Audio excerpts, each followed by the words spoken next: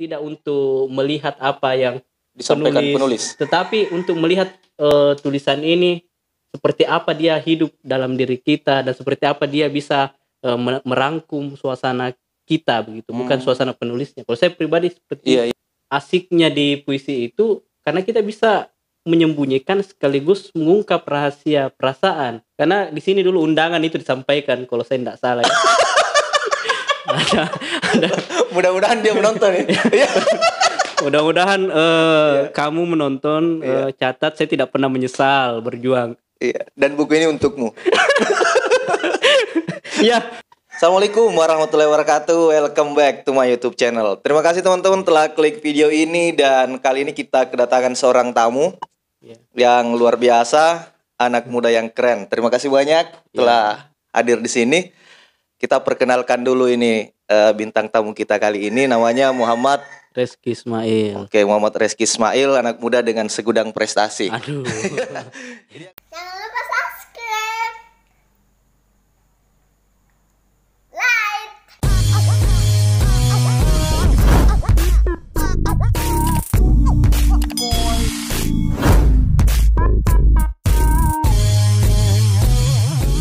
Setahu saya ini Muhammad Reski Ismail ini sudah menulis 2 buku puisi. 2 buku puisi, tambah 1 novel.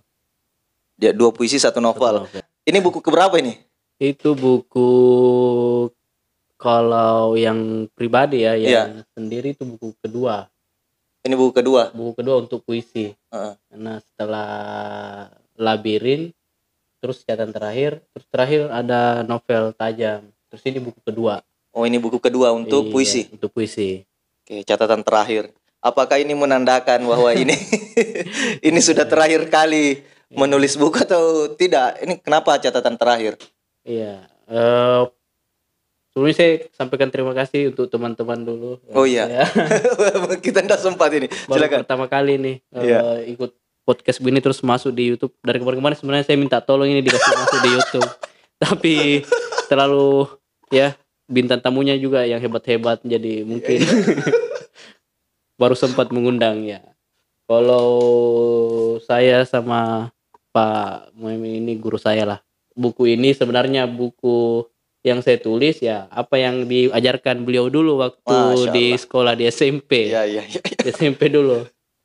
Nah, buku catatan terakhir ini kenapa judulnya catatan terakhir? Ya betul itu Pak. Dulu saya berpikir sepertinya ini yang terakhir untuk menulis seperti itu. Karena kesibukan, dan di sisi lain kita ini tidak lahir dari background yang belajar seni, belajar sastra, khususnya menulis. Jadi menulis itu bukan untuk orang lain sebenarnya, menulis untuk diri sendiri. Nah, beberapa puisi-puisi saya tulis, saya kumpul lah, inilah jadi catatan terakhir. Dan saya pada saat itu berpikir kayaknya sudah tidak perlu lagi menulis, karena kalau dibaca ini isinya tentang itulah anak-anak muda yang patah. Tentang cinta gitu ya. Dan memang kan cinta itu menjadi topik yang menarik untuk ditulis sebenarnya. Sama seperti ada beberapa kisah cinta yang tidak tersampaikan, cinta yang berakhir gitu ya. Dan itu kan luar biasa. Nah, mungkin sama dengan seperti ini adalah ungkapan dari pengalaman hidup. Betul. Oke. Tapi ternyata ini gagal ya. Maksud saya begini, ternyata ini bukan catatan terakhir. Iya, bukan. Jadi karena setelah ini ada lagi novel. Ada novel. Dan mudah-mudahan setelah itu ada lagi puisi. Ya, rencana begitu. Jadi sudah ada tulisan-tulisan juga. Saya pikir dulu harusnya berhenti menulis ini, biar ini yang terakhir. Tapi mau bagaimana ya? Karena kita bertemu lagi dengan suasana baru, bertemu dengan pengalaman-pengalaman baru, bertemu dengan kisah cinta yang baru, dan alhamdulillah kita merasakan patah hati yang baru lagi. Jadi saya pikir nanti kayaknya saya harus menulis ini catatan paling terakhir. Atau nanti ini yang terakhir, catatan terakhir sekali. Ya, begitu. Seperti keren sekali nih. Sebenarnya untuk menulis, Reski kan bilang tadi tidak punya catatan pendidikan yang secara akademik, tidak pernah belajar secara khusus tentang menulis. Nah, kok bisa jadi penulis seperti ini? Kenapa? Iya, gimana ya? Untuk disebut sebagai penulis juga terlalu ini. Masih banyak teman-teman yang memang konsen itu. Saya pribadi menulis ya karena kita tidak bisa eh, membahasakan ini ke orang-orang secara Iya, apa iya, yang iya. menggunakan bahasa sehari-hari. Betul. Misalnya kita punya pengalaman tentang jatuh cinta misalnya ke seseorang, punya perasaan sayang ke orang tua, punya kisah disakiti misalnya dikecewakan, Iya.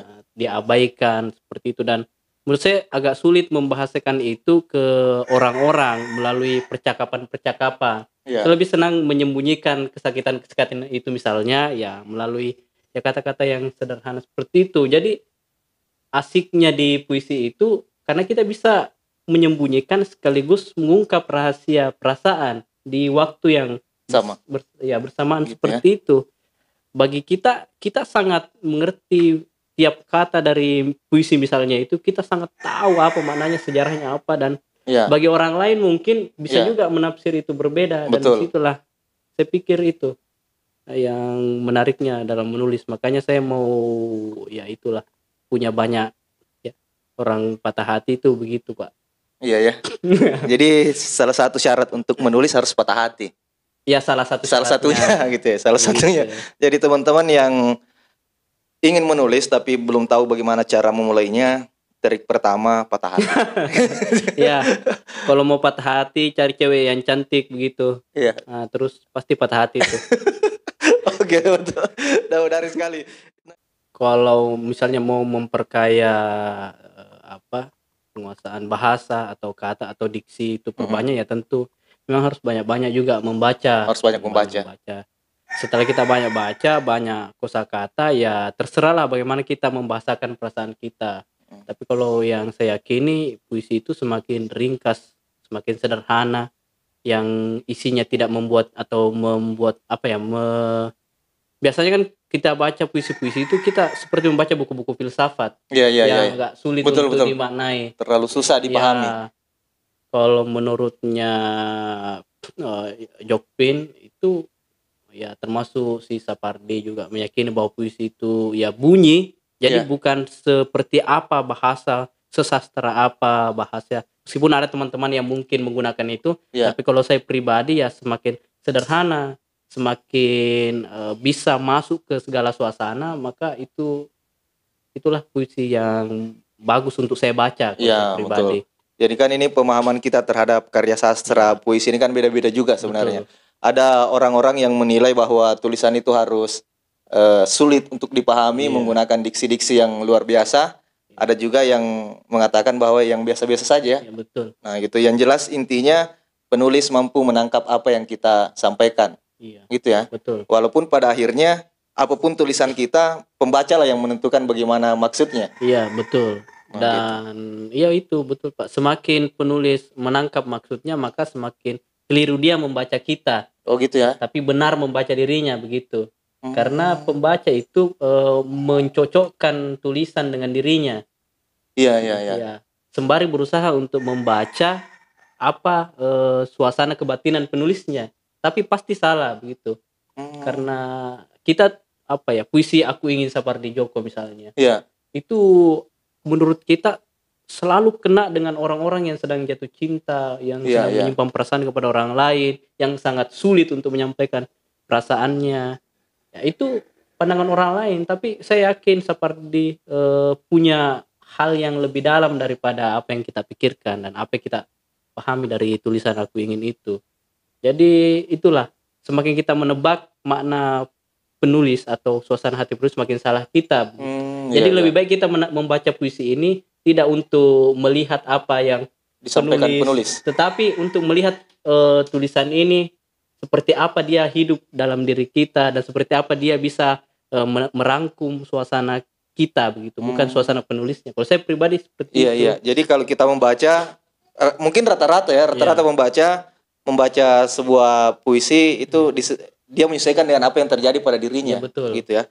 Betul. Tapi saya pikir puisi saya ini itu tadi yang saya sampaikan, bukan untuk orang lain, bukan untuk siapa-siapa, tapi untuk mengabadikan kita. Iya, mengabadikan dokumentasi diri sendiri. kehidupan lah. Betul. Iya, dokumentasi perjalanan kehidupan. Bulannya Mulai dari ini. penyetoran naskah sampai bukunya terbit. 3 bulan. 3 bulan. Iya. Dan ini harus banyak eksemplar atau bisa satuan? Misalnya kan ada teman-teman yang tidak memiliki budget yang berapa sih sebenarnya ini untuk biaya penerbitan buku?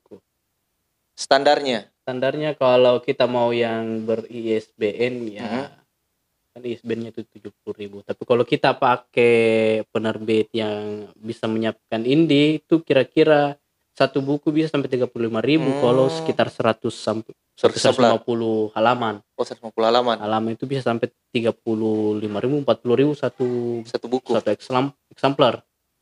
Gitu. Tapi kalau cetak banyak bisa lebih murah lagi. Jadi itu kalau misalnya cetak terbatas. Karena selain cetaknya biasanya penerbit juga memberi fasilitas sampul, Oh iya ya. ISBN, editing, layout. Jadi ada paket-paketnya lah. Pas ini buku dulu buku Publisher ya. buku publisher.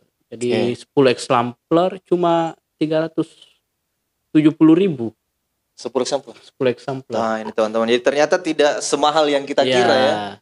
Jadi kan banyak teman-teman yang berpikir termasuk saya bahwa untuk membukukan karya-karya kita itu butuh uang jutaan gitu. Ternyata enggak sampai teman-teman. Ya tergantung kalau kita mau jual ya silakan cetak banyak juga. Iya. Kalau mau Untuk pribadi ya silakan terbatas juga. ya 10 eksemplar itu sudah cukup lah kalau untuk pribadi kan. Ya itu 10 eksemplar itu sudah laku keras, itu sudah banyak yang minta. Sudah banyak yang minta. Sampai kita sangat sulit itu untuk menyimpan pribadi karena habis diambil-ambil. Gitu ya. Pertanyaan berikutnya, untuk menyelesaikan satu puisi itu butuh waktu berapa lama biasanya?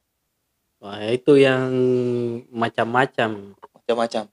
Ya, ada yang 1 jam, ada yang bahkan berhari-hari dilanjutkan, ditulis dulu kemudian dilanjutkan. Ada yang pada saat itu juga 10 menit. Apa yang terlintas. Jadi kalau ada inspirasi harusnya langsung ditulis. Langsung ditulis, betul. Begitu. Nah, kalau Reski biasanya untuk satu puisi ini, satu judul selesai berapa lama? Kalau dulu yang ada buku dulu yang sama teman-teman juga ditulis Aku Ingin Tidur di Mimpimu, itu buku antologi, ada 3 orang itu, 3 teman. Menulis itu kita target, misalnya hari ini kita produksi berapa begitu. Dulu seperti itu. Iya, awal-awalnya ya. Awal-awalnya ya terukur, misalnya saya targetnya tiap hari harus bisa menulis 2 puisi. Terserah. Tapi itu apa ya meskipun hasilnya ada tapi kadang kita merasa tertekan juga. Iya. Ya, padahal harusnya kita menulis itu santai apa. Betul. Ya, seperti yang dirasakan. Oh, sekarang itu bisa sampai 2-3 tergantung suasana hati. Iya. Jadi dan apa ya, bisa menulis dari chat saja. Misalnya kalau ada chat dari orang. Iya. Chat panjang. Biasanya kita bisa menulis itu dari chat-chatnya itu. Gitu ya. Jadi sumber inspirasi bisa datang dari mana saja. Ya, cuma kalau saya ini tipe atau gaya menulisnya lebih gampang menulis puisi tentang perasaan. Betul. Apalagi tentang patah hati. Iya. Ya. Itu Jadi keren sekali saya duduk di sini saja. Saya ini kayak mau menangis sekali ya. Iya. Karena di sini dulu undangan itu disampaikan kalau saya tidak salah. ada. Mudah-mudahan dia menonton ya. Mudah-mudahan kamu menonton. Catat, saya tidak pernah menyesal berjuang. Iya. Dan buku ini untukmu. Ya, betul. Buku ini meskipun jadi ditulis terbit 2016 kalau tidak salah 2017. Iya. Tapi hampir 60% ini tentang kamu. Iya. Ya. Iya, kamu. Ya. Semoga kamu menonton.